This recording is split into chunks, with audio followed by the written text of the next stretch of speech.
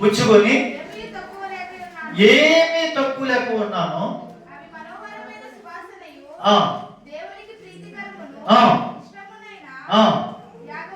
దేవునికి స్తోత్రం కలుగును గాక.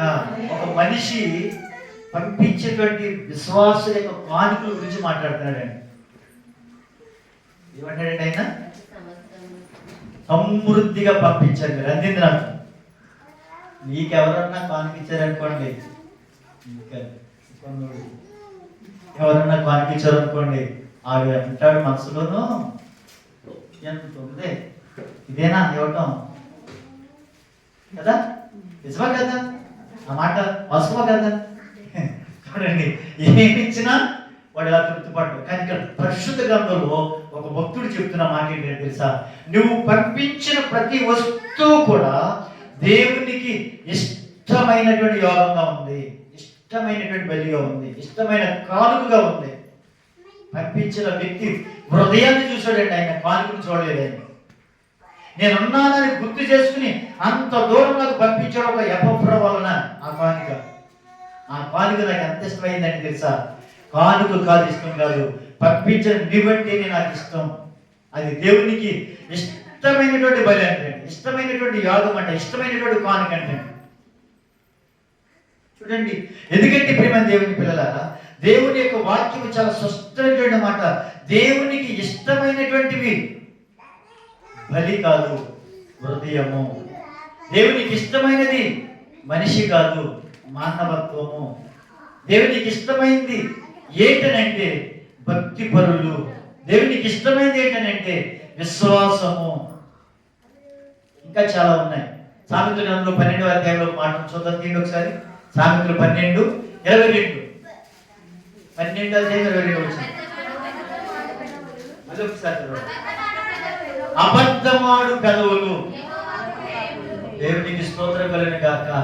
ఏమంటే ఇష్టం లేదానికి? మరి ఇప్పుడు మన కథలు ఏం మాట్లాడుతున్నాయి? దేవునికి స్తోత్రం. నిజమే కదా? నిజమే కదా? మాట్లాడతాం కానీ అన్ని అబద్ధాలు. చాలా మంది అంటుంటారు, మాట్లాడితే నిజమేనా, నమ్మొచ్చా కదా? అంటారు లేదా? అబద్ధం అబద్ధం అబద్ధం. భూప్రపంచం అంతటా కూడా వ్యాపింపజేసింది అబద్ధం. నిజమా కదా? బైబిల్లో మాట్లాడింది ఏం తెలుసా? అక్రమము విస్తరించిన తరువాత అంతం వచ్చినట్టు. అంటే అబద్ధము భూప్రపంచం అంతటా ఏమయ్యేది? వెళ్ళిపోవాలి. ఎక్కడ అది ఫోన్ లేని దేశమైనా కావచ్చు, డ్రైవింగ్ లేని దేశమైనా కావచ్చు, మనుషులు సంచారణ చేయనటువంటి ప్రదేశమైనా కావచ్చు,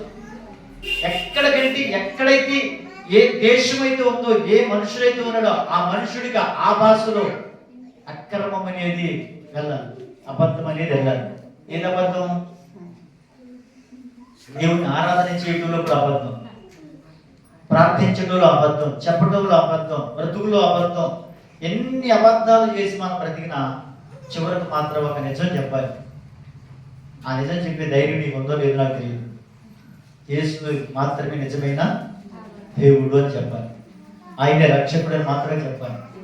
కాబట్టి అందుకే నీ ప్రపంచంలో చెప్తున్న ప్రతి మాట గురించి జాగ్రత్తగా చూస్తుంటే కనుక సత్యవర్తనులు లేక ఎంత ఇష్టమో చెప్పలేమంటండి ఆయన. ఎవరంటమ్మా? సత్యవర్తనులు దేవునికి ఇష్టం. అబద్ధమాడు పెదవులు ఆయనకి మాత్రం ఇష్టం ఉండదండి. చివరిగా ఒక మాట చెప్పి నేను ముగించేస్తాను ఇక. ఎందుకంటే 2 పనులు చేయలేము మనం, ఇది ఒక పని మాత్రమే చేయగలం.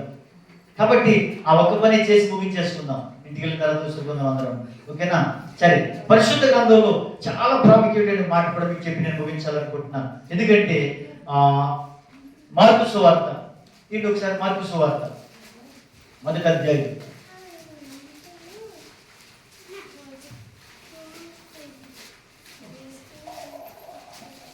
మార్కు సువార్త 1వ అధ్యాయము 41వ వచనం ఉందా లేదా?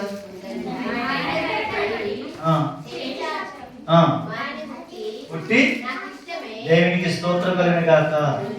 చూడండి, మార్కు సువార్త 1వ అధ్యాయము 41వ వచనం. చూసారా? యేసు ప్రభువు చెయ్యి చాపి వారిని ముట్టి నాకిష్టం, దేవునికి స్తోత్రం కలుగును గాక.